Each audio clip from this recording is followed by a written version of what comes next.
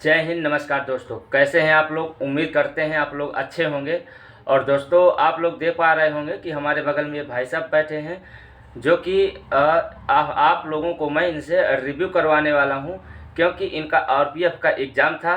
तो इनका एग्ज़ाम कैसे गया और किस डेट को था, कहां सेंटर गया था, एग्ज़ाम किस लेवल का आ रहा है और किस टॉपिक से कितने क्वेश्चन पूछे जा रहे हैं। तो चीज़ जितने भी स्टेप हैं वो सारी चीज़ों पर एक एक करके बारीकी से चर्चा करेंगे। तो आप लोग यदि अभी भी एग्ज़ाम देने जाने वाले हैं तो ये वीडियो आपके लिए बहुत ही ज़्यादा इम्पोर्टेंट होने वाला है। यदि आप लोग अच्छे से देखेंगे और अच्छे से कवर करके एक बार रिवीजन मार के जाएंगे तो दोस्तों कहीं ना कहीं आपको 2 4 या 5 नंबरों का इम्फेक्ट ज़रूर पड़ेगा। तो उम्मीद करता हूँ आप लोगों को ये वीडियो बहुत ही ज़्यादा फ़र्क डालेगा। तो आप लोग बिल्कुल एंड तक देखिएगा और अच्छे से टॉपिक समझने की कोशिश कीजिएगा। आइए मैं आप लोगों के भैया से परिचय करवाता हूँ। जी, क्या नाम है भैया आपका। अनुज तिवारी नाम है मेरा।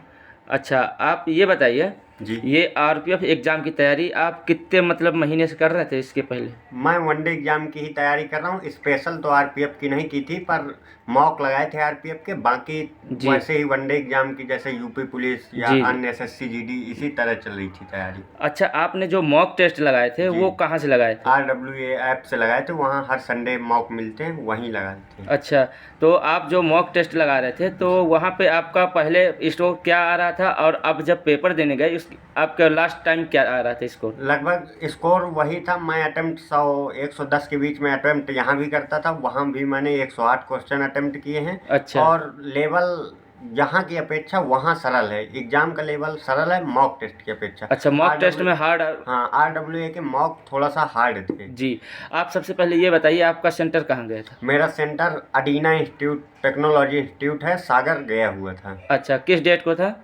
2 मार्च को था, फर्स्ट शिफ्ट थी। 2 मार्च को फर्स्ट शिफ्ट में। जी जी।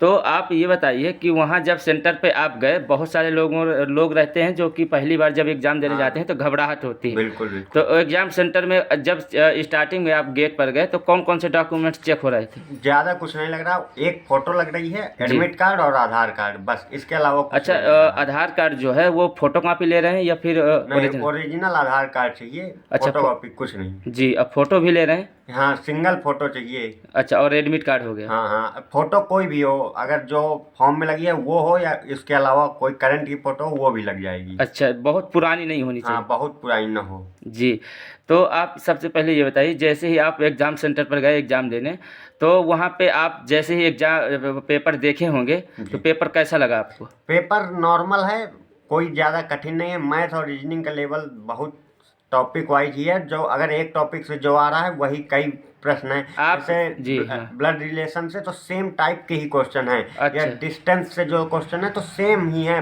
पैटर्न सेम है, बस क्वेश्चन डबल हो गए हैं बस। अच्छा, पैटर्न सेम है, क्वेश्चन डबल डबल दे रहे हैं। हाँ, जैसे उन्होंने पूछा दिशा ही पूछी है, दूसरे क्वेश्चन में भी दिशा ही पूछी है, सेम पैटर्न है। बस थोड़ा सा अंक वगैरह हाँ, चेंज कर बस दे रहे हैं। ये कि 5 किलोमीटर की जगह 7 किलोमीटर चल रहा है, इस तरह बस। अच्छा अच्छा, तो आप मैथ में मैथ में कितने क्वेश्चन अटेम्प्ट किए। मैंने 33 क्वेश्चन मैथ पे अटेम्प्ट किए थे और 35 रीजनिंग पे किए थे। अच्छा, मैथ में जो आप अटेम्प्ट किए हैं उनमें से किस टॉपिक से कितने क्वेश्चन कितने कितने पूछे जा रहे थे। लगभग रेशियो अनुपात और समानुपात से 1 क्वेश्चन था जी। एवरेज से 2 या 3 क्वेश्चन थे जी। नंबर सिस्टम से 2-3 थे जी। और चक्रवृद्धि और साधारण ब्याज से जी 2-3 क्वेश्चन थे। मतलब और आयु संबंधी जैसे आते हैं। आयु संबंधी नहीं थे शायद, एक भी क्वेश्चन शिफ्ट में मेरे। जी जी। हाँ तो इसी तरह आप रीजनिंग में कैसा क्या स्कोर किए। रीजनिंग में 35 में 35। हाँ हाँ। तो रीजनिंग में किस टॉपिक से कितने क्वेश्चन आ रहे थे। रीजनिंग में ब्लड रिलेशन से 2-3 क्वेश्चन, जी।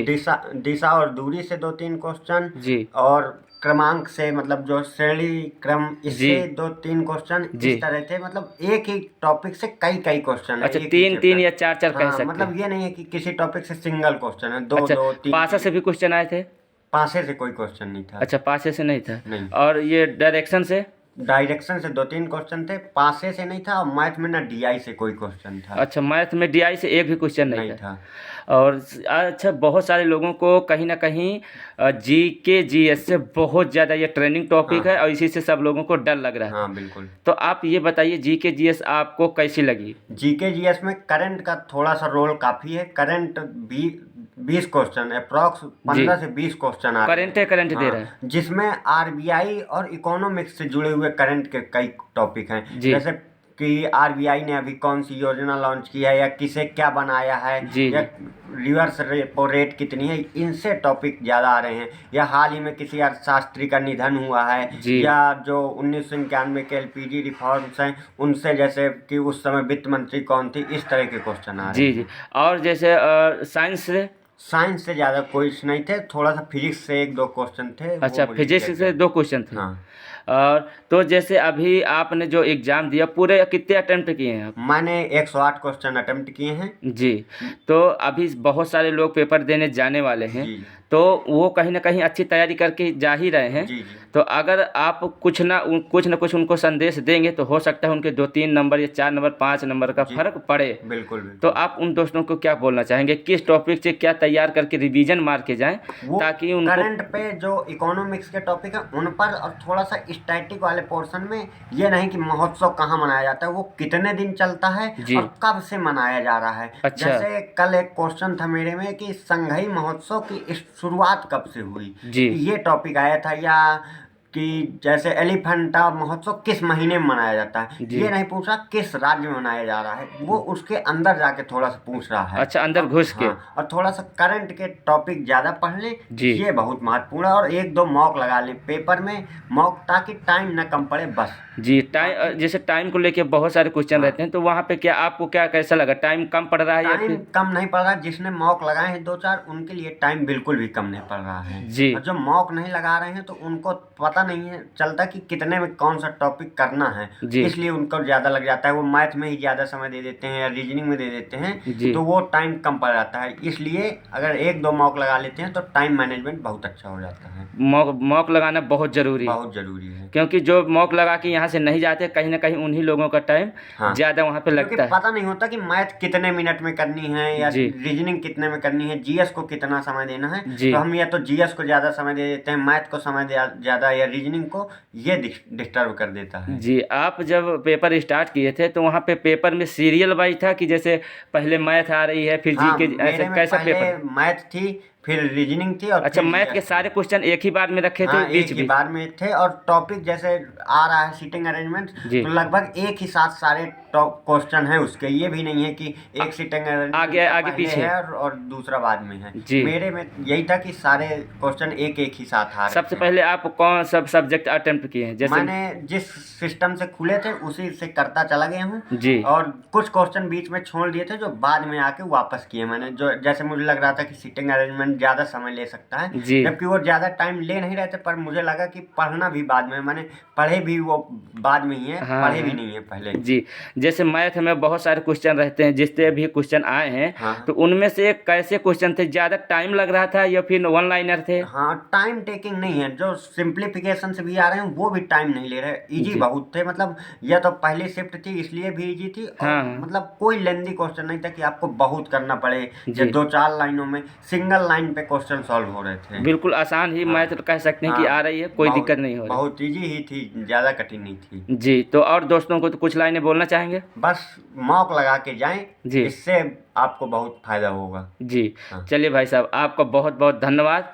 और जो है अभी दोस्तों को हम चलिए।